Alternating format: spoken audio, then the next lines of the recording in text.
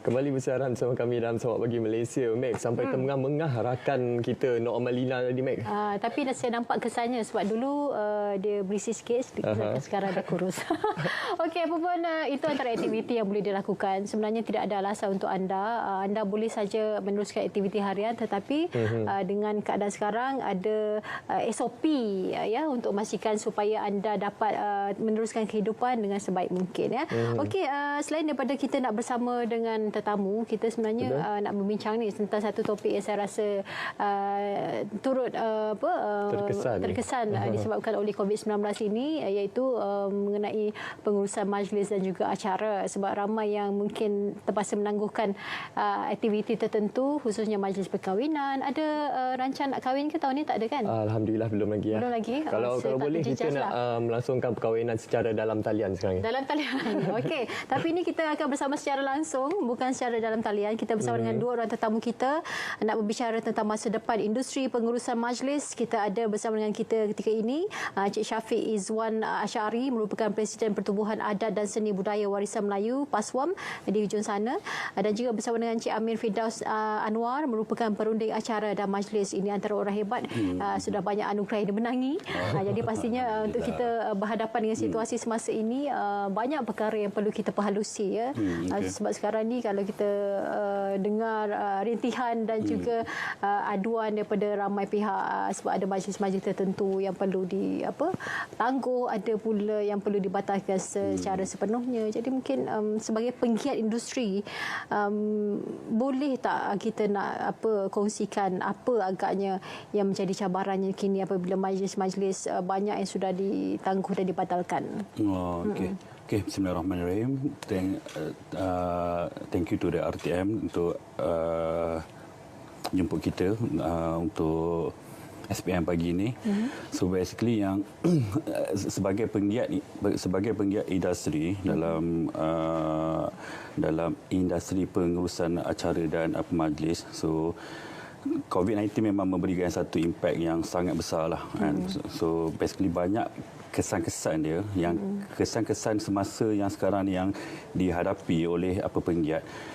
So banyak event yang dah cancel, ada banyak event yang dah postpone, and then ada yang cancel, and then lepas tu banyak juga bakal-bakal pengantin ataupun customer diorang minta refund. So sampai kan ada juga kes yang diorang minta refund dah sampai masuk ke tribunal lah. So basically dia memberi kesan yang besar lah, sebab kadang ada juga bila antara sebab-sebab kadang penggiat industri ini dia tidak dapat refund disebabkan persiapan dah pun dibuat, barang-barang dah pun dibeli, dan lepas tu bila jadi macam ni, so diorang terpaksa menanggung kos tu. Dan lagi kesan yang lain, banyak apa yang saya lihat kesan dia lebih kepada, sebabkan wedding ni dia bila penggiat industri sama ada event, wedding atau corporate, bila COVID-19 memang tak ada projek. At least kalau macam contoh kata kalau macam food, kalau macam restoran contoh, at least diorang ada lah sikit. Wedding industry memang langsung tak ada. So masalah kepada pekerja. Kalau macam dalam company kita, dalam YSA, so kita dia banyak kesan kepada pekerja-pekerja operation. So di mana diorang punya kerja ni lebih kepada on site punya. So in term of like macam department admin, finance, sales and marketing, at least diorang still boleh lagi bekerja daripada rumah. Tapi pekerja yang di bawah bahagian operation ni memang langsung tak ada kerja. Itu antara cabaran dalam industri pengurusan majlis ini. Untuk saudara Syafiq pula, pihak kerajaan sekarang ini ingin mendidik masyarakat dengan the new normal ataupun kebiasaan baharu, untuk bukan setakat untuk tempoh PKP, tapi untuk bulan-bulan yang akan mendatang. Jadi ini antara cabaran juga untuk industri pengurusan majlis. Jadi bagaimana untuk memastikan keberlangsungan industri pengurusan majlis ini dengan pembiasaan the new normal dalam masyarakat ni? Baiklah. apa yang saya dapat feedback daripada penggiat-penggiat ni, mereka dalam proses menyediakan satu SOP, satu proposal untuk dihantar kepada kerajaan, terutama sekali khususnya Kementerian Kesihatan untuk mereka review dan supaya membolehkan majlis diadakan balik. Okey, so antara benda yang kita boleh nampak contohnya adalah di setiap majlis wajib ada sanitizing station. Kita kena sediakan sanitizer, wajib. Organizer kena sediakan sanitizer, kena saring, malah kena saring juga sesiapa yang menghadiri majlis tu kan. Kita buat saringan suhu badan, perkara-perkara macam itulah. Jadi kami dalam proses untuk menyediakan proposal tu, menyediakan SOP tu, dan insya-Allah bila dah sedia kami akan submit, sebab kita pun sedia maklum kita tak pasti PKP ni adakah ia akan dilanjutkan dan sampai bila. Tapi apa yang kita ramalkan dalam tempoh masa 6 bulan ataupun hampir setahun memang akan memberi sangat-sangat kesan yang sangat besar kepada industri. Terutama sekali kalau bagi pihak kami dalam dari segi budaya ni industri perkahwinan lah khususnya. Ya. Cuba alternatif kepada penggiat industri supaya mereka dapat terus bertahan, sebab kalau kita lihat sekarang dengan situasi semasa memang tak dibenarkan pun apa-apa majlis diadakan dengan bilangan orang yang ramai. Dan ini bukan hanya pada waktu PKP ini saja, malah kalau boleh kerajaan menerusi Kementerian Kesihatan juga minta supaya mass gathering itu tidak diadakan sehingga hujung tahun pun. Jadi alternatifnya bagi pihak penggiat industri selain daripada proposal tadi untuk memberikan SOP dan garis panduan baharu, apa agaknya cadangan yang mungkin sekurang-kurangnya dapat dilaksanakan untuk memberi kelegaan kepada penggiat industri ini. Okey, so dia berikutan daripada berita yang I think yang tular last week tu kan, ada ketua ketua pengarah KKM dia menyarankan orang supaya tidak berhimpun selama 6 bulan ke setahun. So that berita tu memang satu memberi impak kepada penggiat industri. So puas 6 bulan ke setahun tu ialah tempoh yang agak panjang kan, untuk company-company penggiat untuk survive. So dan sebab tu sekarang ni di mana kerajaan memang masih lagi mempertimbangkan sama ada nak melarang ataupun nak membenarkan, tapi diorang masih menunggu lagi SOP. So SOP itu sekarang ni yang tengah kita purang punya persatuan tengah buat.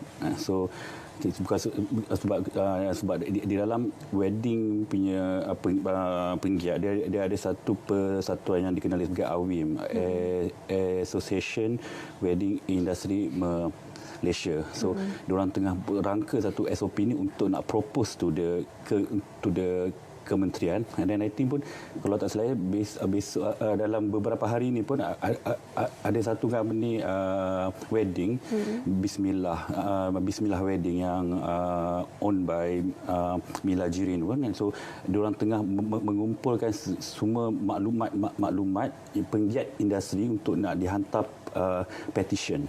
So sekarang ni petition dah pun dibuat dan akan dihantar kepada government. So itu selain daripada langkah SOP itu pun juga so cadangan saya lah apa yang boleh dibuat ialah penggiat industri kena banyakkan lagi konten, kena banyakkan lagi konten, kena lagi aktif dalam mempromosikan orang punya ni, at least dapat memberi keyakinan kepada masyarakat di luar sana yang insya-Allah majlis perkahwinan ni masih boleh diadakan, tetapi kena ada syarat-syarat dia. Contohnya kalau macam had tetamu mungkin tak boleh terlalu ramai, dia mungkin katakan dalam just close family and friend je. And then lagi satu mungkin juga untuk nak adakan majlis kena apply permit ataupun license daripada KKM contohnya kan. So because I think kalau adanya SOP tu insya-Allah dia masalah untuk nak berulang lagi COVID-19 itu mungkin agak tipis. Sebagai contoh saya ambil macam dekat Wuhan pun sekarang diorang dah start wedding dah. So bila lepas diorang punya lockdown tu, now sekarang diorang dah pun start wedding. Cuma dalam skala yang kecil. Dan tapi diorang pun ada diorang punya SOP yang ketat. Selain macam kalau masuk diorang kena scan suhu, dan lepas tu diorang akan ada satu like disinfectant channel 10 tu, because in our company pun sekarang memang we just launch our this disinfectant tent ni. So then this disinfectant tent ni, what we plan is orang yang ambil package dengan kita akan bagi as a complimentary. So at least diorang pun rasa safe, and diorang tak perlu nak spend more on the disinfectant tent tu. Jadi kepada kita nak mengetahui juga, saya kira ramai individu dekat luar sana yang terlibat dalam industri pengurusan majlis ini, dan mereka juga terjejas dalam keadaan COVID-19 sepanjang pelaksanaan Perintah Kawalan Pergerakan ini. Jadi saranan mungkin apa langkah yang boleh dilakukan oleh penggiat-penggiat dalam industri pengurusan majlis ini sepanjang tempoh PKP ini, apa yang mereka boleh manfaatkan untuk keberlangsungan pendapatan dan juga kerjaya mereka? Baiklah. Kalau kita lihat dalam event ni kan, dalam majlis ni beberapa pihak terlibat. Contohnya caterer, macam caterer ataupun catering ni, mereka tidak menghadapi masalah lah. Sebab mereka boleh diversify dan buat penghantaran delivery. Saya lihat banyak dah caterer majlis kahwin sekarang dia buat delivery ke rumah. Okey, balik bagi pihak macam MC, pengacara majlis dan juga canopy, deco yang buat decoration semua ni kan. Okey, bagi mereka pula ini adalah satu masa yang sesuai untuk dia restructure balik bisnes dia. Okey, dia buat, mungkin kita panggil muhasabah lah kan. Kita check balik, okey, buat planning balik, buat SWOT analysis balik, buat balik identify, kita kena kenal pasti peluang-peluang yang mungkin akan ada. Sebenarnya dalam COVID ni, post COVID, pasca COVID, akan wujud peluang-peluang baru. Sebagai contoh, Cik Amir ada highlight tadi berkenaan dengan disinfectant channel. Okey, saya lihat banyak dah company-company canopy yang menyediakan servis tu. Walaupun sekarang ni kita masih lagi dalam perbincangan benda ni. Okey, kerajaan pun tidak yalah, saya pun fahamkan benda tu, tapi inisiatif tu kita tak patut diketepikan lah. Dia sebagai satu cara untuk kita bagi kelegaan kepada mereka-mereka yang nak berkahwin ni, supaya mereka tidak stigma tu, kita nak buang stigma rasa takut untuk ni. Tapi pada masa yang sama kita tidak mengabaikan keselamatan. Betul. Itu paling penting. Itu yang paling penting. Baik, apa pun kita harapkan semoga kita dapat berhadapan dengan situasi ini dengan sebaiknya, dan penggiat industri dapat terus survive. Ya, survival itu saya rasa memang sukar, tetapi mungkin dengan apa yang ada waktu ini, dengan masa yang terluang ini, dapat dipikirkan tentang cara-cara atau kaedah-kaedah baru untuk mengendalikan majlis, supaya pada masa akan datang ni ada idea-idea lebih bernas lagi. Ada wow faktor keluar pula lepas tu kan. Puan, terima kasih kepada Cik Amir dan juga Cik Syafiq kerana bersama dengan kami. Kita harapkan semoga industri akan terus berkembang selepas ini, dan kita dapat terus berurus niaga kembali seperti biasa. Kita kembali bersiaran dalam Selamat Pagi Malaysia, dan kita sebenarnya nak berkongsi kepada penonton mengenai topik kita yang seterusnya ini, iaitu berkaitan belia dan COVID-19. Apa yang Majlis Belia Malaysia tawarkan? Untuk bersama kita hari ini di studio Selamat Pagi Malaysia ialah Encik Muhammad Fazli Hassan, Timbalan Presiden Majlis Belia Malaysia, dan juga tetamu kita yang kedua, Cik Atikah Syairah Syaharudin, penolong Setiausaha Agong Majlis Belia Malaysia. Terima kasih kerana bersama kami untuk Selamat Pagi Malaysia pagi ini. Terima kasih. Okay, inilah wajah-wajah belia kita. Sebenarnya kini sedang berada dalam situasi yang tidak pernah kita jangkakan sebelum ini. Kalau selama ini belia ni kita tahu aktivitinya banyak setiap hari, ada banyak saja perkara yang dilakukan. Cuma apabila melanda satu virus di seluruh dunia, kita seakan tergamam dengan situasi ini. Jadi mungkin daripada kita nak dengarkan Timbalan Presidennya lah reaksi awal tentang situasi ini. Apabila kita berhadapan dengan situasi COVID-19 ini, pasti banyak perkara yang telah dirancang tidak dapat dilaksanakan yang melibatkan belia, sebab belia sentiasa aktif. Betul. Bagaimana? Assalamualaikum warahmatullahi wabarakatuh. Terima kasih bagi pihak MBM kepada RTM di atas jemputan pada hari ini. Pertamanya, COVID-19 ni adalah perkara yang baru bagi kita lah di rakyat Malaysia. Bagi kita belia pun macam itu juga. Jadi dalam berhadapan dengan masalah ni, kita sentiasa memberikan kerjasama yang baik pada kerajaan melalui Kementerian Belia dan Sukan. Sebab tu sebelum pakej rangsangan ekonomi dibentangkan oleh Yang Berhormat Perdana Menteri, melalui Yang Berhormat Menteri Belia dan Sukan dan KBS, kita mengumpulkan kehendak-kehendak kita yang kita boleh utarakan kepada pihak kerajaan melalui Menteri Belia dan Sukan untuk kita mohon kepada kerajaan apa perkara yang boleh dibantu untuk belia-belia ni. Dan alhamdulillah sebahagian besar daripada apa yang kita bawa melalui YB Menteri Belia dan Sukan kepada Yang Berhormat Perdana Menteri diambil berat oleh pihak kerajaan. Dan alhamdulillah kita pun mendapat respon yang baik daripada belia-belia seluruh negara dalam kajian yang dibuat oleh IRIS. Kebanyakan daripada belia-belia kita berpuas hatilah dengan apa yang telah diumumkan oleh kerajaan, walau bagaimanapun adalah beberapa perkara yang kita minta supaya dipertimbangkan untuk akan datang. Sebab bagi kita belia, bukan hanya ketika COVID ni kita perlukan kepada pakej rangsangan daripada kerajaan, tetapi yang lebih penting daripada itu pasca COVID nanti. Apa yang pihak kerajaan boleh bantu belia-belia, khasnya mereka-mereka yang terlibat sebagai usahawan, pekerja sendirian dan lain. Itu yang kita rasa perlulah. Baik.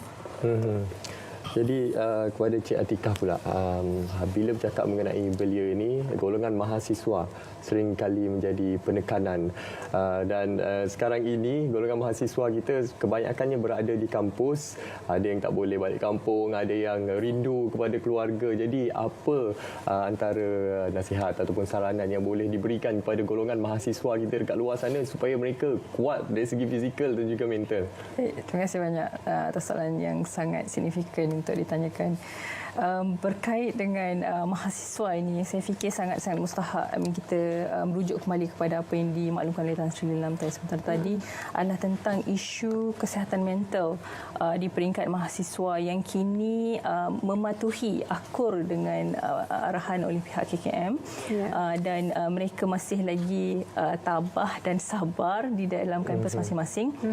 Dan di bawah MBM sendiri kita ada relawan MBM, dan di bawah segmen mahasiswa itu adalah GPMS dan Persatuan Kebangsaan Pelajar Islam Malaysia yang membantu daripada awal 18 Mac yang lalu, dan mula menghantar makanan dan mengklasifikasikan siapa di dalam kampus, siapa di dalam kolej dan siapa yang mahasiswa di luar kampus. Jadi saya fikir isu yang paling utama adalah kita perlu rujuk kepada dapatan akademik yang mengatakan mereka yang berumur 16 tahun ke atas terdapat 29.4% yang cenderung untuk mempunyai masalah penyakit mental.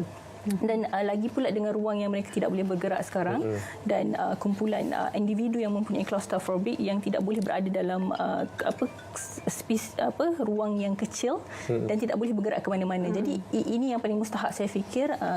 Mereka pensyarah-pensyarah warden di dalam IPT dan IPTS masing-masing perlu mengenal pasti masalah ini, dan saya fikir UPM, UM dan kolej-kolej komuniti yang telah pun mengambil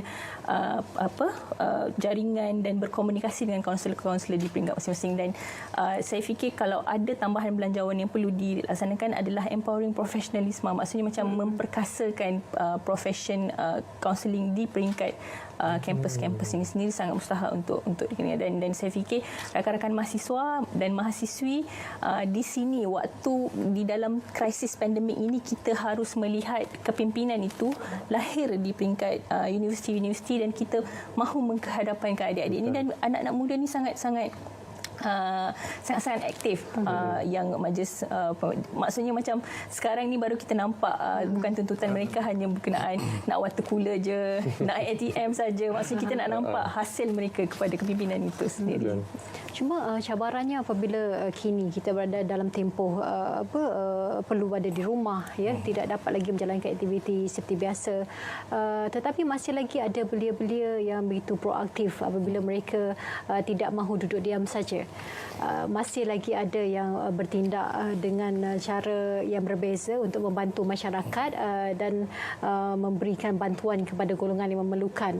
Kita juga ada banyak agensi dan juga badan-badan NGO yang berkhidmat dan berbakti dengan cara memberi sumbangan dan juga tenaga untuk membantu mereka yang mungkin kurang berkemampuan ketika PKP ini. Jadi Majlis Belia sendiri melihat situasi ini bagaimana? Apa agaknya yang boleh ditawarkan oleh golongan belia dan daripada pihak Majlis Belia sendiri apa yang dirancang untuk memastikan supaya tempoh PKP ini tidak berlalu begitu saja tetapi dimanfaatkan dengan sebaik mungkin? Dia pertamanya bila cerita soal belia ni, kita dah biasa dengan kerja-kerja kemasyarakatan ni. Sebab tu apabila berlaku saja COVID-19 ni, PKP ni, secara automatik jiwa kita tu untuk membantu sentiasa ada. Sebab tu saya amat berbangga dengan apa yang telah dibuat oleh seluruh kepimpinan belia. Kita ada 40 lebih belia, gabungan belia dan ada 105 daerah di seluruh negara. Saya rasa mereka semua berperanan untuk membantu rakyat yang terkesan. Walaupun bagi pihak kita MBM, kita mengharapkan supaya apa yang mereka buat tu walaupun benda yang baik, kita patuh kepada arahan daripada kerajaan dan juga daripada Kementerian Kesihatan. Kita mengikut prosedur-prosedur yang telah ditentukan. Kita kena bekerjasama dengan pihak JKM. Kita kena bekerjasama dengan pihak Rela, JPAM dan sebagainya lah. Jadi memang daripada awal PKP sampai ke yang dah ketiga ni pun masih berjalan lagi tapi dengan cara yang betul lah. Kita tengok memang semangat NGO ni untuk membantu rakyat ni memang sentiasa ada. Selain daripada itu kita juga menawarkan dari pihak MBM ni dengan setiap inisiatif yang telah disediakan oleh kerajaan kita cuba memberi maklumat yang tepat kepada rakyat. Contohnya BPN, BSH dan macam-macam yang diberikan melalui keusahawanan dan lain-lain lah. Sebab tu kalau kita tengok macam semalam isu berkaitan dengan Ustaz Abid Liu kan dia pun salah satu daripada belia juga yang terlibat dengan aktiviti-aktiviti NGO ni atas kesukarelaan sendiri dan kita banggalah dengan apa yang mereka telah berikan kepada rakyat dan saya percaya benda ni berterusan walau bagaimanapun kepada mereka-mereka yang di luar bila kita lihat pada statistik mereka yang terkena ataupun positif COVID ni sebahagiannya besar pun adalah belia dan kita mengharapkan mereka patuh pada arahan kerajaan, stay at home dan kita manfaatkan masa yang ada untuk bersama keluarga. Jika kita lihat isu pekerjaan dengan golongan belia memang tak boleh nak dipisahkan. Jadi sepanjang tempoh Perintah Kawalan Pergerakan ini ramai pihak yang memanfaatkan platform digital. Jadi bagaimana dari pandangan pihak MBM sendiri bagaimana golongan belia dekat luar sana boleh memanfaatkan ataupun memperlihatkan ini sebagai satu peluang untuk membantu ataupun menuju ke arah revolusi digital ekonomi kita dan juga sekaligus mengurangkan kadar pengangguran dalam kalangan belia. Baik, terima kasih. Saya fikir soalan ini yang mustahak untuk kita mula untuk rungkai bila kita telah masuk ke dalam fasa ketiga dan di peringkat MBM kita ada unit keusahawanan dan ekonomi belia yang sangat-sangat laju dan agresif menggerakkan hub ekonomi belia dan digitalisasi dan mereka berkolaborasi dengan sangat baik dengan Kementerian Keusahawanan. Kadang-kadang ada yang confuse MBM berada di bawah Kementerian Belia dan Sukan, tak, kita ada jaring dan kita berkolaborasi dengan banyak kementerian yang lain kerana setiap daripada mereka mempunyai segmen untuk belia juga. Jadi saya fikir unjuran seterusnya untuk masa hadapan yang sangat bagus adalah apabila kita telah dihimpit ke penjuru barulah kita belajar untuk memanjat. Dan digitalisasi ekonomi belia ni saya fikir sekarang adalah waktu yang sangat baik bukan sahaja untuk dry run tetapi mulakan terus shoot gear 1, gear 2 dan e-bazar untuk seterusnya waktu bulan Ramadan ni saya menggalakkan kepada masyarakat di luar sana untuk mengutamakan barangan yang dikeluarkan oleh para belia. Bukan kita kata tak nak buka ruang kepada orang lain tapi kita mahu supaya anak-anak muda ini mempunyai lebih banyak motivasi dan mempunyai lebih banyak ruang untuk bergerak. Mereka ada banyak kesalahan for sure. Sudah pasti ada banyak kekurangan tetapi dalam masa yang sama ketahuilah mereka adalah antara kumpulan yang akan berada dalam long run di dalam agenda ini dan kita nak mereka berada dalam situasi yang lestari dan saya fikir kalau pengakap di bawah Majlis Perdana Malaysia boleh mengeluarkan 103,000 face shield untuk hospital dan klinik kesihatan tidak dibayar dan mereka hanya buat sebagai relawan dan majlis beli OKU kita membantu mahasiswa di UUM. Walaupun mereka ada di KL tetapi boleh bantu mahasiswa sampai di UUM sampai ke utara sana. Okey, call ada 17 orang OKU di UUM perlukan bantuan. Jadi saya fikir itu kegunaan digital yang kita boleh explore dan maksudnya kalau di dalam bisnes kita ada multi level marketing, di dalam MBM kita hendak mengetengahkan multi level charity, yang akan berterusan dan memberikan impak berganda untuk ke semua pihak. Saya rasa itu cabaran yang perlu dihadapi kini. Kita melihat sinar di sebalik kabus yang tiba di negara kita malah di seluruh dunia. Cuma apabila kita melihat cahaya di hadapan itu, pasti dengan cara itu barulah kita nampak bahawa cabaran ini sebenarnya mendewasakan kita belia-belia kita yang perlu mematangkan diri dengan situasi semasa. Terima kasih saya ucapkan kepada keduanya, belia-belia kita yang menjadi tulang belakang dalam kita membangunkan negara dan pada waktu COVID-19 ini juga perlu terus menjadi tulang belakang negara. Pengurusan yang berkesan perlu diwujudkan bagi mendapatkan data dan maklumat individu yang benar-benar memerlukan bantuan. Majlis Perundingan Pertubuhan Islam Malaysia MAPIM tampil dengan sistem data pengurusan asnaf ADMS bagi memastikan proses agihan bantuan dapat dilakukan dengan lebih berkesan dan telus.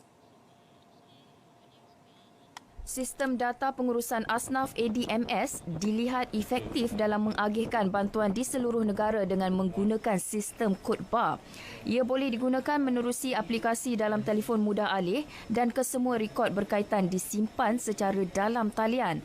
Antaranya gambar penerima dan maklumat lokasi serta masa penyerahan selepas bantuan diagihkan dan penerima hanya perlu mengimbas kod bar di kotak bantuan.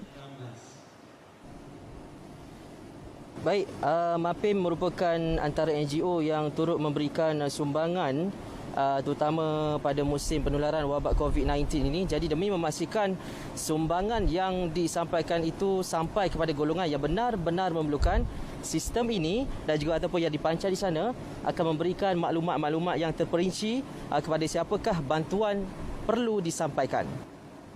Menteri di Jabatan Perdana Menteri Tugas-Tugas Khas Datuk Seri Muhammad Rizwan Mat Yusof berkata, pengagihan bantuan dilaksana berdasarkan rekod maklumat diterima MAPIM menerusi sistem tersebut. Nampaknya sistem yang MAPIM bangunkan ini amat orang kata ada keberkesanan yang lebih berhala tuju, nampaknya efektif dengan adanya penggunaan sistem teknologi terkini, penggunaan QR code, data analitik kalau nak lihat di sini, dan kerajaan pun menuju ke arah itu. Beliau berkata demikian selepas kunjungan ke gudang Ummah Central Warehouse MAPIM di Sepang. Ganjaran RM10,000 ditawarkan kepada mana-mana pihak yang memberi maklumat berkaitan kes pembuangan sisa ke dalam sungai di Negeri Sembilan. Menteri Besar Datuk Seri Aminuddin Harun berkata, tindakan tidak bertanggungjawab mencemarkan sungai bukan sahaja memusnahkan alam sekitar tetapi menjejaskan kehidupan rakyat. Mereka yang terlibat berdepan tindakan tegas kerana kerajaan negeri memberi perhatian serius terhadap perbuatan mencemarkan sungai. Sekali lagi saya ingin ingatkan kepada penduduk di Negeri Sembilan yang mempunyai maklumat supaya dapat tampil memberikan maklumat tentang pembuangan sisa, tidak kira apa juga sisa ke dalam sungai untuk kita ambil tindakan setegas-tegasnya. Dan saya juga mengingatkan kepada mereka bahawa ini merupakan satu perkara yang amat mendukacitakan kita, masih berterusan walaupun kesannya boleh menyebabkan masyarakat mengalami masalah bekalan air. Beliau mengulas mengenai pencemaran Sungai Linggi dan Sungai Ulu Mantau Seremban 2 yang tercemar dengan sisa bahan kimia.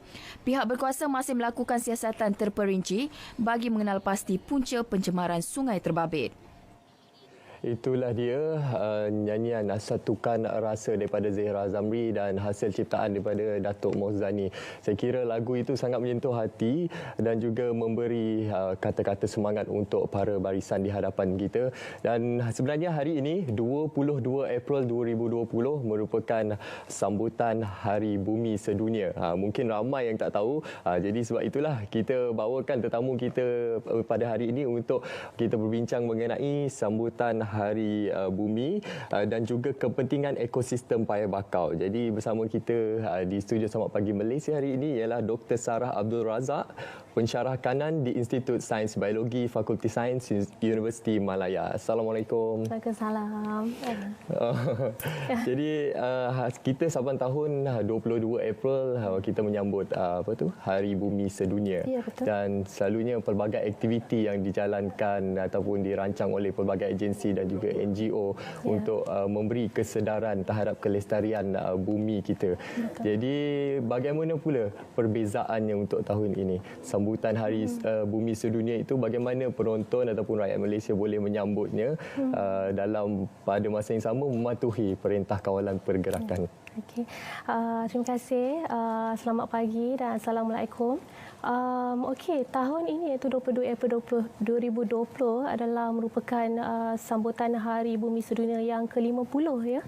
Ada 50 tahun kita sambut Hari Bumi ni sebenarnya. Dan apa tujuan kita menyambut Hari Bumi ni sebenarnya? Jadi tujuannya ialah untuk kita sedar mengenai ancaman yang dihadapi oleh bumi ya. Dan bagaimana kita harus melindunginya dan sebenarnya bumi kita ni telah pun uzur dan tua, dah berumur lebih kurang 4.5 bilion tahun.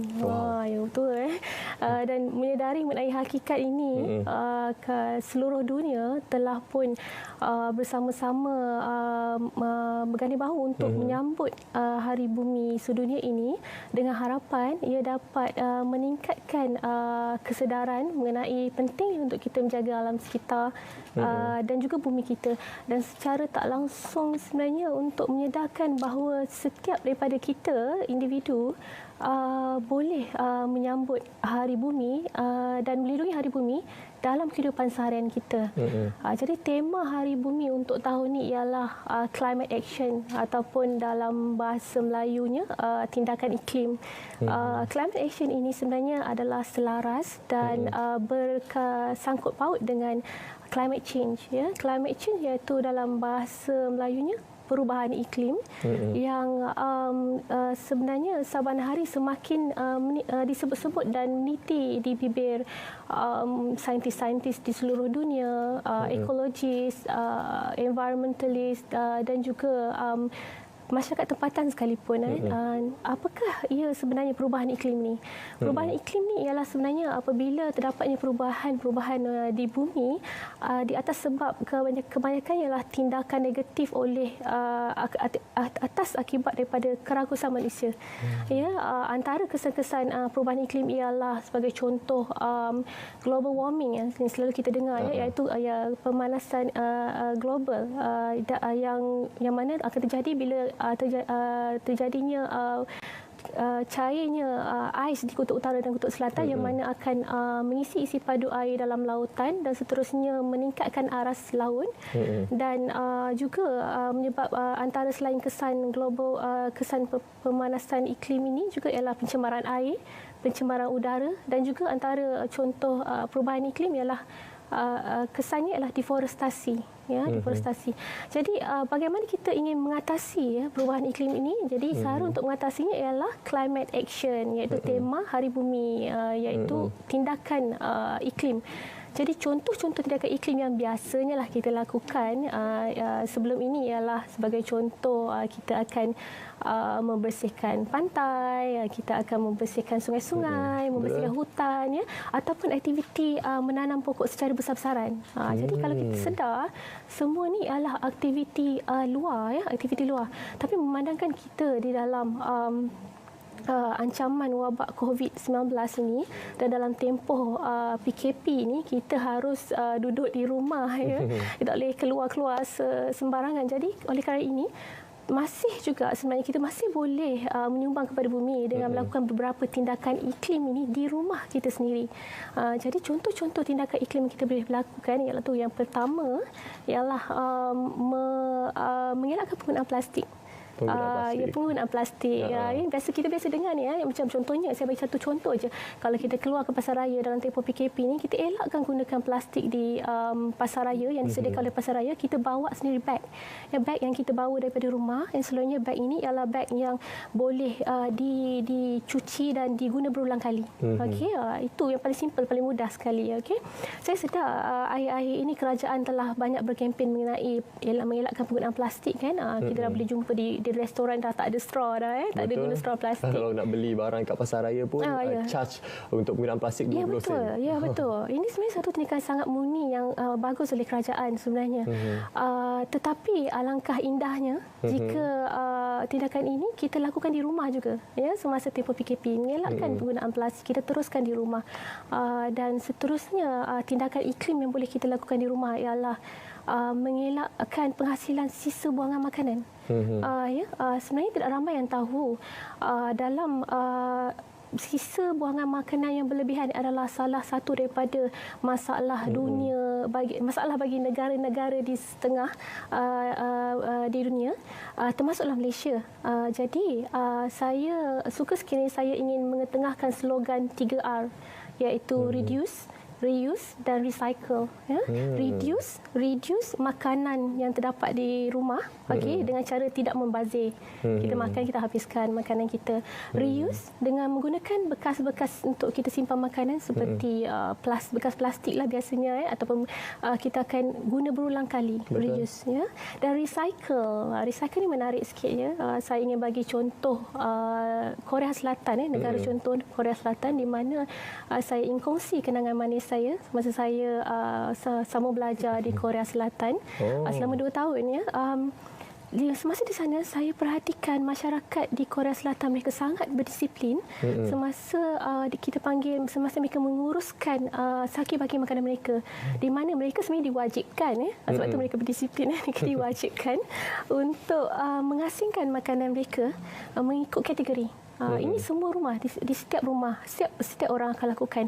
Maknanya makanan basah akan diasingkan dalam satu bahagian, satu bekas, maknanya makanan basah, sisa makanan basah. Sisa makanan kering ataupun plastik akan diasingkan dalam satu bekas sampah, dan sisa makanan seperti tin dan kaca akan diasingkan dalam satu bekas. Jadi sebenarnya cara asingkan bekas makanan, sisa buangan makanan yang teratur ini membantu dalam proses recycling, ataupun dalam bahasa Melayunya kita semula, memudahkan untuk kita semula, dan secara tak langsung mengelakkan penghasilan sampah yang banyak. Dan sebenarnya di Malaysia sendiri telah melakukan, menggunakan slogan, mempraktikkan slogan 3R ini, seperti sebagai contoh shopping kompleks, dan in fact di Universiti Melaya sendiri kami telah mula melakukan di fakulti-fakulti yang tertentu, dan seperti di fakulti saya, Fakulti Sains Universiti Melaya. Tetapi kita cuba melakukan di rumah, recycling ini. Dan betul.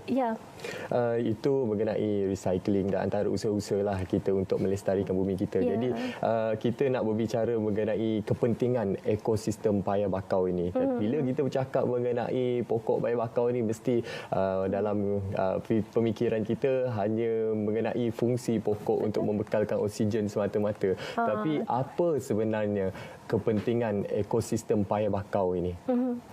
Okey, bumi ini sebenarnya bukan saja dihuni oleh kita manusia, tetapi juga oleh flora dan fauna, iaitu tumbuhan dan haiwan. Flora ini iaitu tumbuhan, salah satu contohnya ialah pokok. Pokok ni selain daripada membekalkan oksigen, ia juga memberi pelbagai kepentingan. Tetapi suka sekiranya saya ingin fokuskan hanya pada hutan paya bakau. Hutan paya bakau ataupun dalam bahasa Inggerisnya mangrove forest, dia mempunyai keistimewaan yang tersendiri, di mana ia hanya boleh didapati di Malaysia saja, dan juga di setengah-setengah negara yang beriklim tropika. Jadi dia mempunyai banyak kepentingan, ataupun dalam bahasa saintifiknya ecosystem services ataupun service ekosistem. Servis ekosistem ini bermaksud sumbangan yang diberikan oleh ekosistem paya bakau terhadap manusia. Ya. Jadi antara servis ekosistem yang telah diberikan oleh hutan paya bakau ialah yang pertama ialah ia merupakan penghadang di tepi pantai.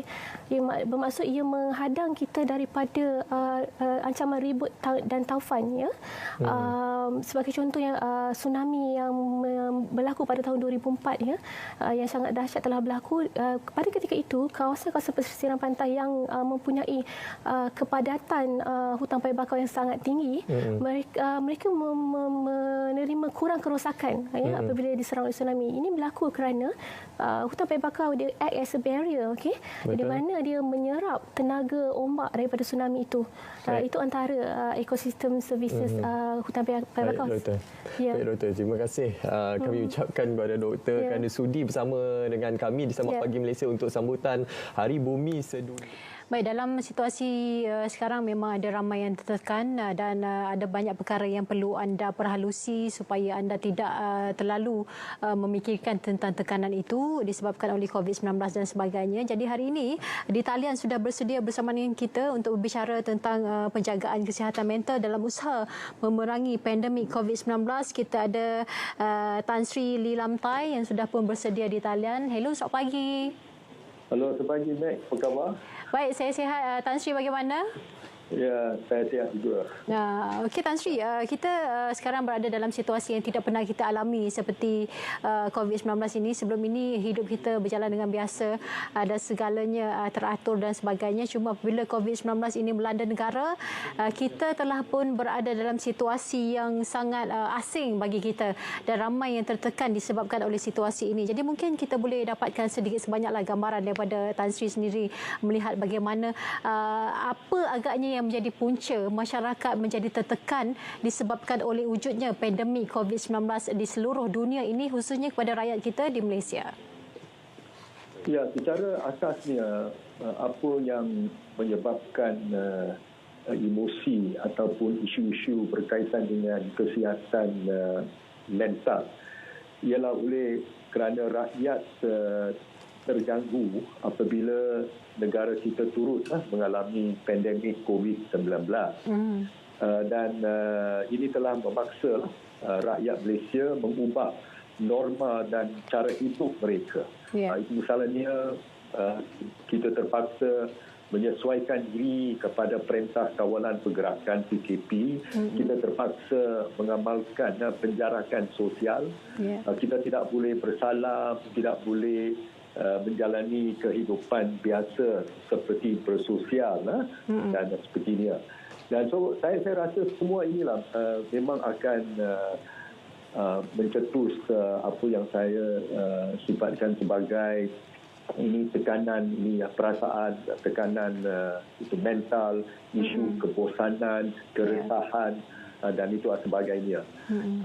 Jadi dalam konteks ini saya itu rasalah bahawa adalah sangat itu penting agar isu berkaitan dengan promosi kesihatan mental diperkukuhkan dengan dibantu oleh Kementerian Kesihatan Malaysia yang ada pakar-pakar dalam ini bidang tertentu dan juga para sukarelawan daripada NGO-NGO yang terlibat dalam promosi kesihatan mental. Mereka bolehlah buat program-program, aktiviti dan semua inilah misalnya boleh disiarkan melalui radio, melalui TV dan sebagainya untuk mententeramkan itu rakyat dalam keadaan ini.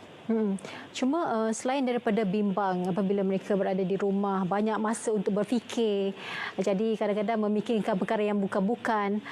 Kalau sebelum ini mereka mungkin bimbang dijangkiti, tapi sekarang apabila sudah terlalu lama berada di rumah, ada yang putus punca pencarian, mata pencarian mereka sudah tidak ada. Jadi bagaimana nak memastikan supaya kita dapat neutralkan semula perasaan dan juga emosi supaya kita melihat perkara ini dari sudut yang positif. Kita mahukan kesejahteraan negara terpelihara dan kita dapat hidup kembali normal apabila berakhirnya pandemik ini nanti, Tan Sri. Ya, saya rasa dalam keadaan ini sekarang kita memerlukan satu kerajaan yang amat berprihatin.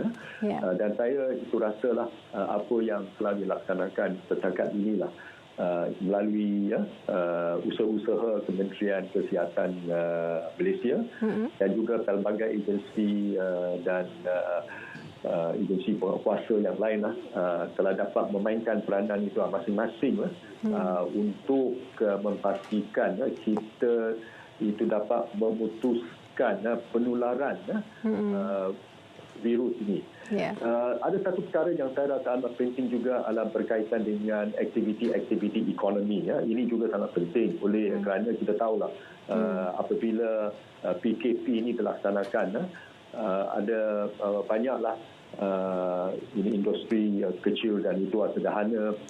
Mereka diminta untuk memberikan kerjasama. Mereka ini jugalah kita tahu bahawa mereka juga ada masalah tentang bagaimana mereka boleh mengekalkan pekerjaan untuk para pekerja mereka, staf mereka, dan dalam keadaan di mana mereka tidak boleh melakukan bisnes, mereka tidak ada pendapatan dan sebagainya. Semua ini saya rasa ada berkaitan dengan emosi, berkaitan dengan tekanan dan itu sebagainya. Jadi saya haraplah bahawa pihak kerajaan akan teruslah berbincang dengan industri, dengan persatuan mereka untuk mencarilah jalan bagaimana sesinggalah industri ini bolehlah diberi peluang untuk melakukan sebahagian aktiviti yang mereka ada melakukan dahulu, tetapi atas syarat bahawa sungguh pun mereka dibenarkan untuk menjalankan sesuatu aktiviti.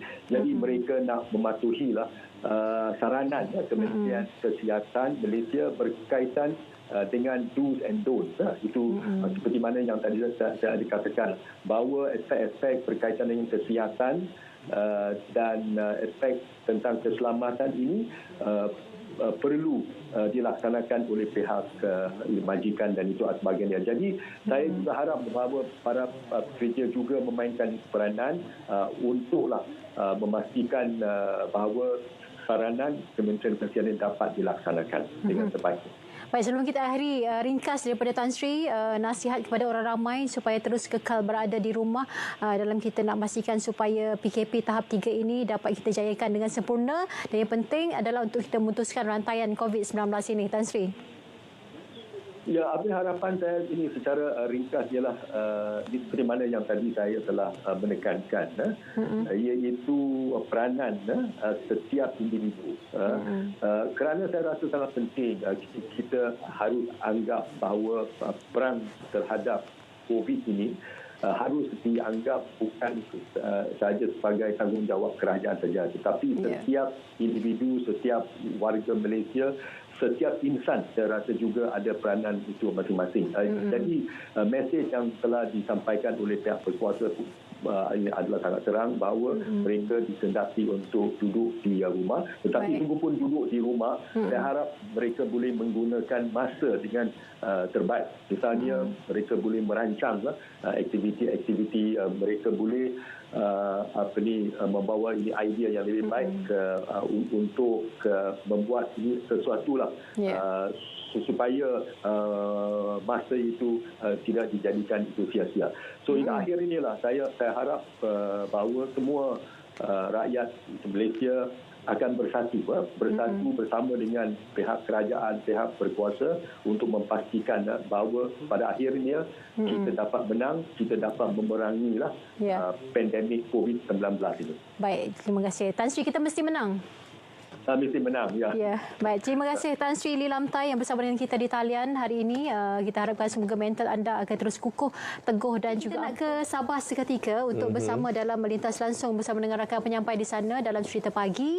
Kali ini giliran Nur Fatin Shakila Badu yang akan berbicara tentang operasinya kuman JBPM Tawau di kawasan Tumpuan. Saksikan. Silakan. Baik, Terima kasih rakan penyampai di Angkasa Puri. Jabatan Bomba dan Penyelamat Malaysia Tawau antara barisan hadapan yang bertungkus lumus dalam memerangi penularan COVID-19. Khususnya dalam melakukan aktiviti dan operasi nyakuman, berikutan Tawau merupakan daerah pertama di Sabah di isytihar zon merah. Untuk cerita pagi Sabah, kami bawakan anda secara langsung dari Pasar Tanjung Tawau, di mana seramai 15 anggota JBPM Tawau dan juga MPT dan Jabat Kesihatan berusaha dalam menjalankan operasi nyakuman di Pasar Tanjung Tawau ini. Untuk memperincikan lebih lanjut lagi berkenaan dengan operasi nyakuman pada hari ini, bersama saya sekarang adalah Ketua Zon JBPM Tawau, Syukur Hatta. Tuan, terima kasih kerana sudi bersama dengan RTM, dan mungkin Tuan boleh berkongsi sedikit sebanyak dengan pihak kami semenjak PKP dikos-kosakan, mungkin berapa banyak lokasi dan juga kekerapan lokasi nyakuman ini dilakukan. Terima kasih pihak RTM kerana membuat liputan di daerah Tawau ini. Untuk maklumat, sehingga kini sejak PKP dilancarkan telah dilakukan 42 lokasi. Sebagai yang kita sedia maklum bahawa Kementerian Kesihatan merupakan leading agency untuk program sanitasi ini, di mana Jabatan Bomba adalah agensi yang membantu. Jadi setakat ini ada 42 lokasi dan kita mengadakan setiap hari kita akan buat disinfeksi ini, melibatkan tempat-tempat yang telah dikenal pasti oleh pihak Kementerian Kesihatan lah, Jabat Kesihatan di daerah Tawau ini. Tuan, mungkin lokasi dan juga kawasan yang dipilih, kategori dia macam mana, Tuan? Buat masa ini, seperti yang kita dimaklumkan bahawa tempat-tempat yang dikenal pasti epicenter, di mana bermulanya wabak itu menular, kita akan beri penumpuan. Kemudian tempat-tempat yang meliputi seperti perabot jalan, hub-hub kemudahan pengangkutan awam, kemudahan awam dan juga pasar-pasar awam yang telah dikenal pasti dan mendapat cadangan daripada kesihatan daerah. Tuan, mungkin sedikit nasihat kepada orang ramai bagi bekerjasamalah sepanjang proses nyakuman ini dilakukan. Nasihat saya kepada orang awam, sila patuhi garis panduan perintah kawalan yang telah ditetapkan, iaitu sentiasa berada di rumah.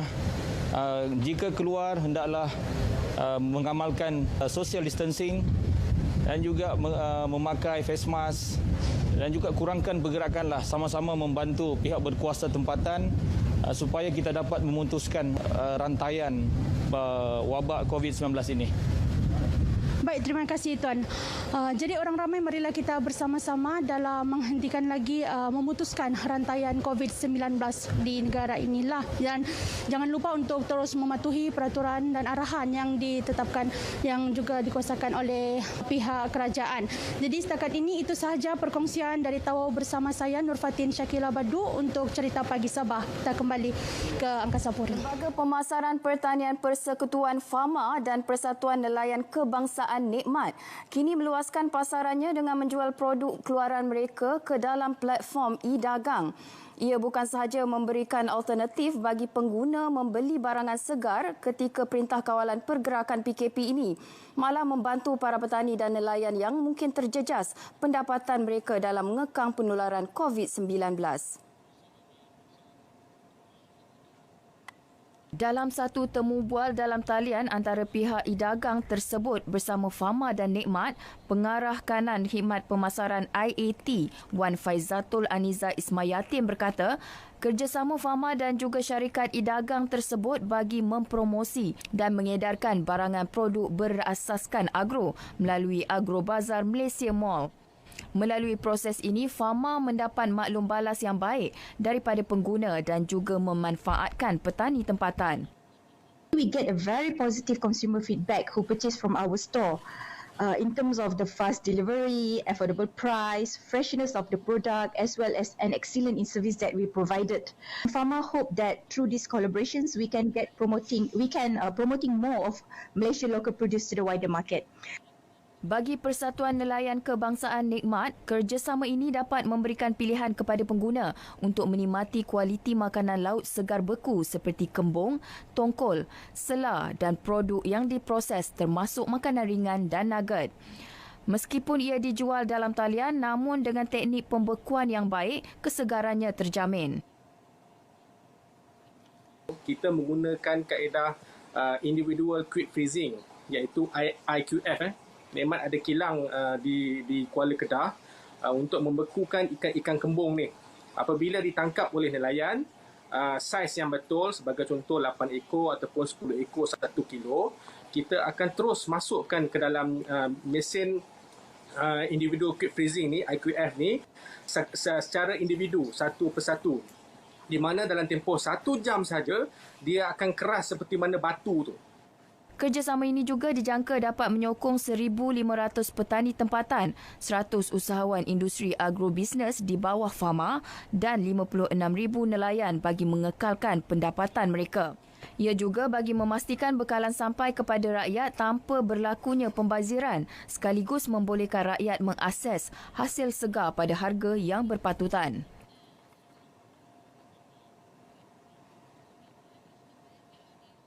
Orang ramai dinasihatkan tidak mempercayai maklumat yang didapati di media sosial kerana dikhawatiri palsu. Sebaliknya, bagi mendapatkan sebarang berita terkini yang sahih, mereka perlu merujuk rangkaian Radio Televisyen Malaysia RTM kerana saluran berkenaan menyediakan maklumat betul daripada sumber yang sahih. Ketua Setiausaha Kementerian Komunikasi dan Multimedia KKMM, Datuk Suryani Datuk Ahmad berkata, sebelum menyiarkan sesuatu berita, RTM akan memastikan terlebih dahulu fakta yang diperoleh adalah sahih. Berbanding dengan maklumat-maklumat yang disampaikan melalui sosial media. Tapi itu tabiat rakyat kita, orang ramai ni dia suka tengok melalui sosial media sebab itu adalah akses yang paling cepat. Itu kita kena didik balik pada rakyat. Jadi di situ dah menunjukkan bahawa sumber maklumat yang sahih tu mesti datang daripada saluran rasmi macam RTM. Masyarakat perlu memastikan maklumat melalui media sosial adalah sahih dan tidak menyebarkan maklumat itu jika tidak pasti. Rakyat Malaysia seharusnya berbangga dengan pengiktirafan dunia terhadap keupayaan negara menangani penularan COVID-19. Pengiktirafan tersebut tidak mungkin tercapai tanpa komitmen dan kerjasama berterusan semua pihak, khususnya petugas barisan hadapan yang bekerja keras melawan COVID-19. Menerusi sidang video bersama petugas kesihatan Hospital Sungai Buloh, Perdana Menteri Tan Sri Muhyiddin Yassin memberikan kata-kata semangat sambil menzahirkan penghargaan kerajaan terhadap mereka. Khabar sihat semua? Baik, terima kasih. Oh, nampak dah berdiri tegap. Masih boleh tegap diri lagi. Dah berapa lama dah bekerja daripada sejak awal lagi tu?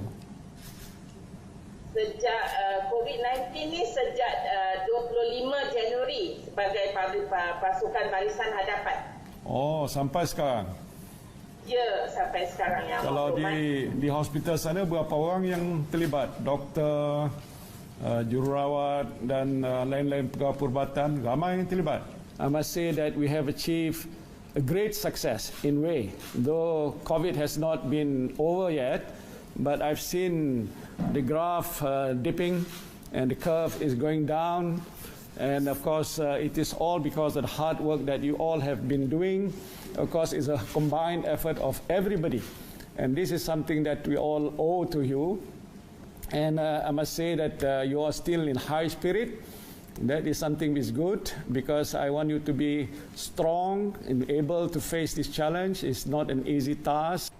Tan Sri Muhyiddin turut diberi taklimat berkaitan perkembangan terkini pesakit COVID-19 di hospital berkenaan oleh pengarahnya Dr. Kuldip Kaur Prem Singh. Beliau menyifatkan ribuan petugas barisan hadapan seluruh negara sebagai wira tak didendang. Pengorbanan tersebut cukup besar dan tidak ternilai harganya. Mengakhiri sidang video itu, Perdana Menteri berdiri dan memberi tepukan sebagai simbolik menghargai pengorbanan petugas barisan hadapan negara dalam memerangi wabak COVID-19. Baik, terima kasih terus bersama kami di Selamat Pagi Malaysia. Hari ini seperti mana yang diwawarkan, ada ramai tetamu kita yang akan kita tampilkan untuk berbicara tentang macam-macam topik sebenarnya. Kalau sebelum ini kita bicara tentang belia, kali ini kita nak bercerita tentang pendokumentasian. Banyak perkara yang kita perlu dokumentasikan dalam hidup ni. Dalam negara kita juga peranan ini diambil oleh Arkib Negara. Jadi kita bersama dengan tetamu yang tepat untuk berbicara mengenainya, bersama dengan Datuk Azmi Abdul Aziz, merupakan Ketua Pengarah Arkib Negara Malaysia. Terima kasih Datuk bersama dengan kami hari ini. Dalam masa yang terluar ini, saya rasa Arkib Negara antara yang perlu bertindak dan melakukan banyak tugasan ya, apabila kita berbicara tentang penugasan untuk mengumpulkan pendokumentasian dari segi dokumen dan sebagainya. Mungkin sebelum kita bicara tentang COVID-19, kita bincang dulu tentang peranan Arkib Negara itu sendiri untuk memberikan penjelasan kepada rakyat, pencerahan yang lebih baik lagi tentang apa itu Arkib Negara. Baik. Terima kasih, Max. Ya. Kita Arkib Negara merupakan sebuah jabatan yang bertanggungjawab untuk menyimpan dan memelihara rekod-rekod dan juga bahan-bahan berkaitan dengan kenegaraan. Tujuan kita menyimpan dan memelihara bahan-bahan seperti ini adalah untuk kita keluarkan nanti untuk kegunaan rujukan oleh rakyat negara kita keseluruhannya, baik di dalam negara dan juga di luar negara. Jadi bahan-bahan ini berbentuk bahan-bahan penting, terutamanya berkaitan dengan pensejarahan negara itu sendiri dan juga keperluannya kepada urusan-urusan pentadbiran negara selepas itu. Sebab kita lihat bahan-bahan ini dia memaparkan kejadian sesuatu itu berdasarkan pada masa-masa ianya berlaku. Dan apabila ianya berlaku, kita lihat banyak bahan-bahan baik dalam bentuk dokumentasi, dalam bentuk tulisan dan juga dalam bentuk-bentuk pendokumentasian yang lain, baik dalam bentuk audiovisual dan sebagainya. Dan sekarang ini kita lihat dalam masyarakat yang sekarang ini penggunaan media sosial begitu banyak sekali dan banyak bahan-bahan dihasilkan. Cuma apabila kita berhadapan dengan situasi sekarang lah dengan adanya COVID-19, saya rasa ini adalah satu sejarah yang tidak pernah berlaku di dalam negara kita.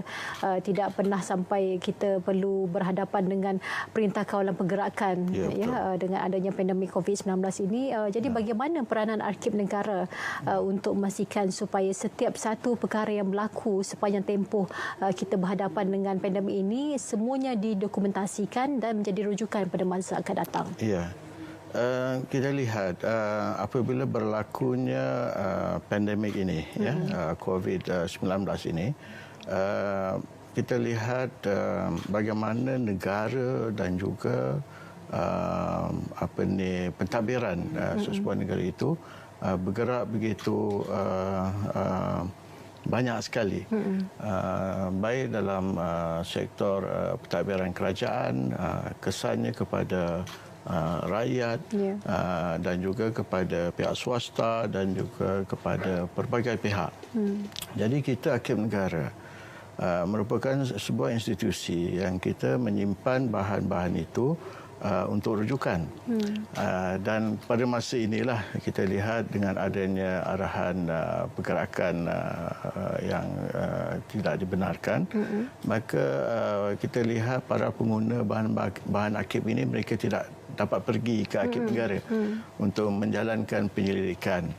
Jadi kita mengambil inisiatif untuk mengeluarkan bahan-bahan kita yang ada di dalam bentuk digital dan melaluinya kita lihat dan kita membantu rakyat untuk membuat penyelidikan tanpa perlu pergi ke Arkib Negara itu sendiri.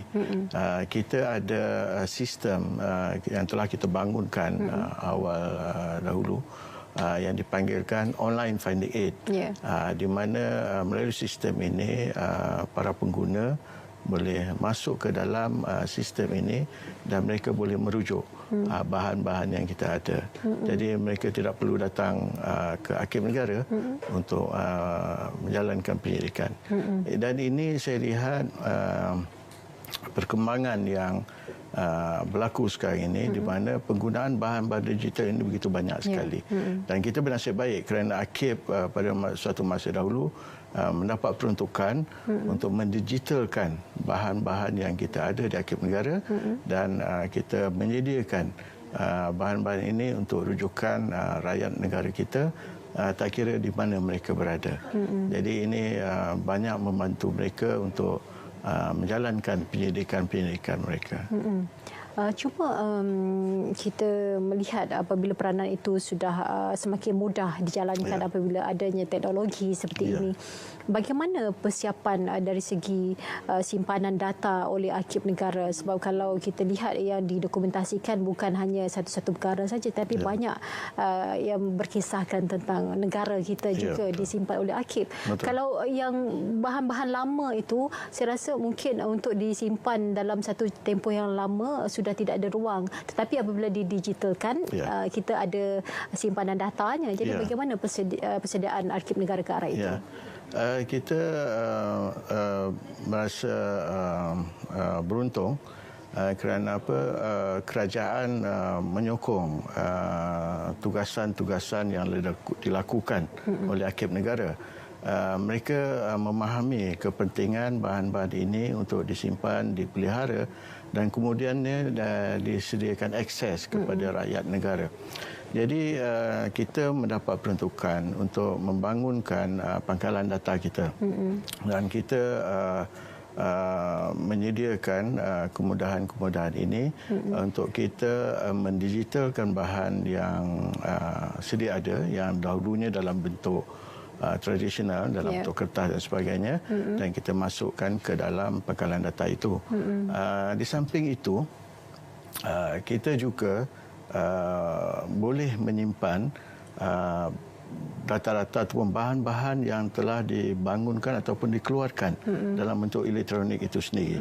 Jadi kita mempunyai kedua keupayaan ini. Mendigitalkan bahan yang sedia ada di samping menerimakan bahan-bahan dalam bentuk digital itu sendiri. Jadi kalau kita baca ataupun kita faham Arkib Negara ini, kebanyakan orang berfikir bahawa Arkib Negara ini merupakan menyimpan bahan atau rekod-rekod lama saja. Tapi sebenarnya Arkib Negara ini merupakan satu jabatan yang sentiasa peka kepada pembangunan ataupun perkembangan teknologi terkini. Jadi untuk membolehkan kita menyimpan bahan-bahan itu dalam bentuk-bentuk yang dibangunkan. Kita dalam sekitar 2 tahun lepas, kita ada membangunkan apa yang kita panggil MyWa. MyWa ini dia menyimpan homepage yang dibangunkan oleh jabatan-jabatan dan kementerian-kementerian kerajaan. Jadi kita dalam bahasa Inggerisnya kita kata kita capture bahan-bahan itu seperti mana ianya dibangunkan dahulu dan kita simpan dan kemudiannya boleh dirujuk di masa akan datang. Jadi insya-Allah Arkib Negara akan sentiasa bergerak ke arah itu untuk menyimpan bahan-bahan bersejarah negara ini. Kalau bahan-bahan lama sampai bila tempoh penyimpanan bahan-bahan itu? Adakah ada waktu tarikh luputnya yang perlu dilupuskan ataupun sehingga ke satu tahap ia didokumentasikan dengan kaedah lain? Kalau yang berbentuk fizikal untuk menyimpan, saya rasa ruang pun tidak ada. Jadi bagaimana untuk menyimpan bahan-bahan lama ini? Kita sepanjang pemahaman kita dalam bidang kearkipan ini, bahan-bahan yang telah disimpan di dalam Arkib Negara akan disimpan selama-lamanya. Kita tidak ada tarikh luput. Maknanya bahan-bahan itu kita telah nilaikan dan kemudian kita pindahkan ke Arkib Negara. Maka kalau dah masuk dalam Arkib Negara, kita akan simpan selama-lamanya selagi ada bulan dan bintang dan matahari. Jadi insya-Allah. Tetapi kita mempermudahkan penggunaan dan upayaan kita untuk menyebarkan bahan ini dengan mendigitalkannya dan juga menyebarkannya. Dan suka juga saya maklumkan pada masa ini kita Arkiv Negara menjalankan satu program yang kita panggil program pendokumentasian kisah kita di waktu COVID-19 ini. Jadi program ini selari dengan penyataan yang dikeluarkan oleh UNESCO dan juga Badan Kearkipan Dunia, dalam bahasa Inggerisnya International Council on Archives. Mereka menyatakan bahawa pada masa ini kita perlu merakam dan mengumpulkan sebanyak boleh bahan berkaitan dengan pandemik COVID-19 ini. Sebab macam Meg cakapkan tadi, inilah satu keadaan yang kita tidak pernah lalui sebelumnya. Walaupun kita pernah lalui perkara-perkara berkaitan dengan TB dan juga SARS dan penyakit-penyakit lain, yang mana kita mempunyai dokumennya juga. Tetapi saya rasa ini yang paling besar. Bukan hanya Malaysia tapi seluruh dunia terlibat dalam perkara ini. Jadi UNESCO telah mewawarkan bahawa semua negara baik dalam sektor kearkipan, museum dan sebagainya untuk mengumpul sebanyak mungkin bahan dokumentari berkaitan dengan COVID-19 ini. Jadi tujuannya masa apabila perkara ini telah berlalu nanti, maka rakyat dan juga masyarakat keseluruhan negara itu boleh merujuk kembali apa yang berlaku kepada negara apabila berlakunya COVID-19 ini. Contoh-contoh bahan yang telah dikumpul setakat ini, kita dah masuk tahap 3 untuk PKP. Bermula sejak bila pengumpulan untuk COVID-19 ini? Apa yang disimpan oleh Arkiv? Selain daripada kita menawan homepage Kementerian Jabatan dan sebagainya, kita juga mengumpul bahan-bahan dalam bentuk gambar, dalam bentuk dokumentari dan juga bahan-bahan yang boleh kita kumpulkan melalui media baru ni. Media baru ni. Ya, kita lihat bahawa banyak penularan daripada pelbagai pihak berkaitan dengan isu COVID-19 ini. Jadi kita rasakan ini juga sebenarnya merupakan bahan penting. Kita melihat reaksi sesebuah kerajaan, rakyat dan juga institusi-institusi yang ada apabila menangani atau menghadapi isu COVID-19 ini. Dan kita merasakan bahan ini penting untuk membolehkan kita melihat dan juga mengetahui serta kemudiannya kita untuk menghargai pihak-pihak yang terlibat dalam menangani pandemik COVID-19 ini. Saya rasa masyarakat juga perlu ambil tahu tentang peranan Arkiv Negara dalam menyimpan dokumentasi ini. Apakah peranan dan juga sumbangan, bagaimana ingin memasyarakatkan Arkiv Negara supaya orang ramai juga boleh turut serta mungkin menyumbang bahan dan sebagainya. Dalam program yang kita laksanakan, kisah kita COVID-19 itu, kita telah mewawarkan melalui media massa dan juga media baru untuk membolehkan masyarakat dan juga pihak-pihak yang berkepentingan untuk mengumpulkan bahan itu dahulu dan kemudiannya kita harap mereka menyerahkannya kepada Arkiv untuk kita membuka satu koleksi berkaitan dengan pandemik COVID-19 ini. Jadi apabila telah dibangunkan koleksi itu nanti, maka membolehkan rakyat kita di masa akan datang merujuk.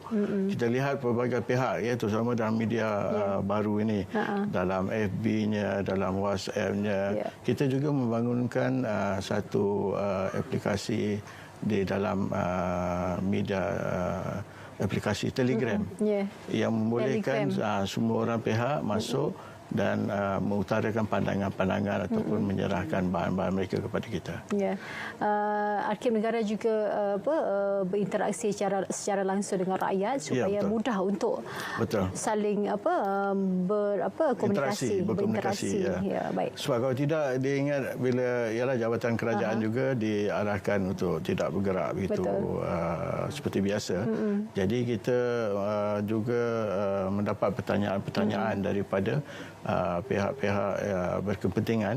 Jadi melalui aplikasi Telegram ini mereka boleh berkomunikasi dengan kita dan kita akan memberikan kita punya khidmat nasihat, panduan dan pandangan di dalam itu. Apapun, terima kasih Datuk kerana bersama dengan kami hari ini. Baik. Saya rasa perjalanan kita masih lagi panjang. Betul. Walaupun tempoh PKP setakat ini dikatakan sehingga 28 April nanti, tetapi segalanya mungkin. Dan saya rasa Arkib Negara juga punya peranan yang sangat besar untuk mendokumentasikan apa yang berlaku ini. Terima kasih kepada Datuk Azmi Abdul Aziz dan juga seluruh warga kerja Arkib Negara yang bertungkus lumus, juga boleh dianggap sebagai barisan hadapan juga ni. InsyaAllah. InsyaAllah. Ya, terima kasih Datuk kerana bersama dengan kami. Baik, kita nak banyak benda yang kita rasa untuk tempoh PKP 3 ini yang telah direncana dan dirancang, ya. Jadi selamat pagi Datuk Sri. Assalamualaikum. Waalaikumsalam warahmatullahi wabarakatuh. Apa khabar Datuk Sri? Kita berdoalah supaya kita kekal sihat saya. InsyaAllah. Jadi Datuk Sri, mungkin Datuk Sri boleh kongsikan perkembangan semasa COVID-19 di negara kita dan juga bagaimana kita nak mengurangkan kebolehjangkitan di kawasan yang berisiko seperti di zon merah dan kuning, dan juga untuk kita melindungi kawasan hijau supaya terus bebas COVID-19 ini, Datuk Sri. Ya. Dulu kan semasa seperti yang dimaklumkan, kita ada 5,482 kes kumulatif, ya. Dengan 57 kes hari malam. Walaupun 54 dan kita mempunyai kes yang dirawat di hospital. Setakat inilah. Rawat 2,941 orang. 2,041 yang masih dirawat di hospital, sama ada di kuarantin dan rawatan atau hospital, ya. Ya, cuma semalam Datuk Sri, saya rasa Datuk Sri juga antara yang pastinya terkesan dan rasa sangat terharu dengan penghargaan yang diberikan oleh Yang Amat Berhormat Perdana Menteri apabila semalam telah dizahirkan rasa penghargaan beliau kepada seluruh warga kerja KKM dan juga barisan hadapan yang lain termasuk PDRM, ATM dan sebagainya. Jadi mungkin reaksi daripada Datuk Sri dengan penghargaan yang diberikan oleh pemimpin tertinggi negara itu. Ya, betul. Malam Yang Amat Berhormat Perdana Menteri telah pun bervideo konferensi dengan petugas-petugas di Barisan Hadapan memerangi COVID-19 ni, dan dapat kita diberitahu kepada mitra dunia lah, dan kita juga kerana kita memiliki kemahiran keupayaan, dan upaya untuk menjalankan dengan kualiti yang baik dengan kesiapsiagaan, dan satu termotivasi sebenarnya. Sebab tu kita ucapkan sekali lagi lah, ini adalah sahabat Barisan Hadapan dan telah berjaya mengharungi COVID-19 hingga kita dapat mendatak ke lengkuk mengurangkan hal ini. Dari awal tanya mengenai cara kita untuk mengelakkan yang kawasan hijau tu dan kita menangani kawasan merah, ya, betul. Ya. Dan lihat bagaimana kawasan hijau tu perlu komuniti sendiri, ya, untuk mempertahankannya, ya.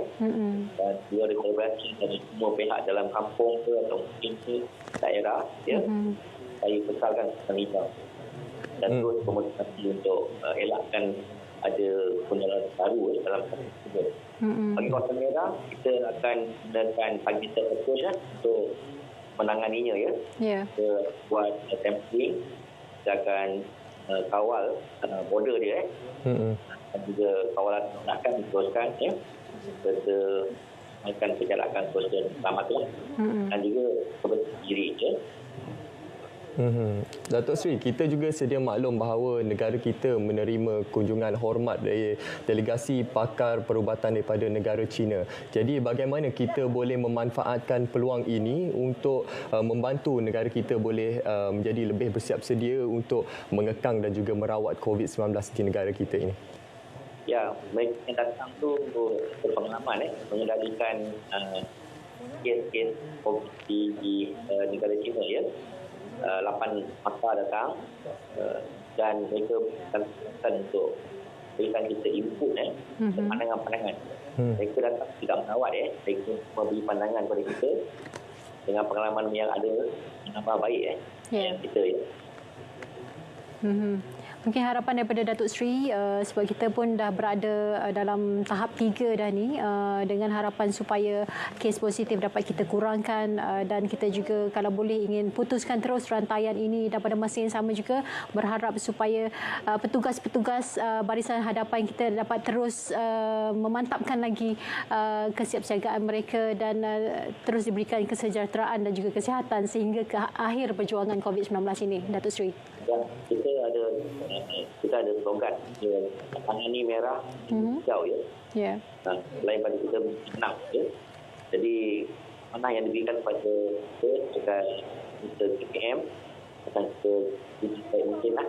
Terus untuk mengharungi cabaran COVID-19 walaupun dia ada di peringkat pandemik Jadi terima kasih Datuk Seri atas perkongsian itu tadi dan juga Datuk Seri sentiasa komited untuk bersama kami dalam Selamat Pagi Malaysia saban hari untuk berkongsi berkenaan perkembangan COVID-19 di negara kita. Terima kasih Datuk Seri. Kita mesti menang. Kita mesti menang.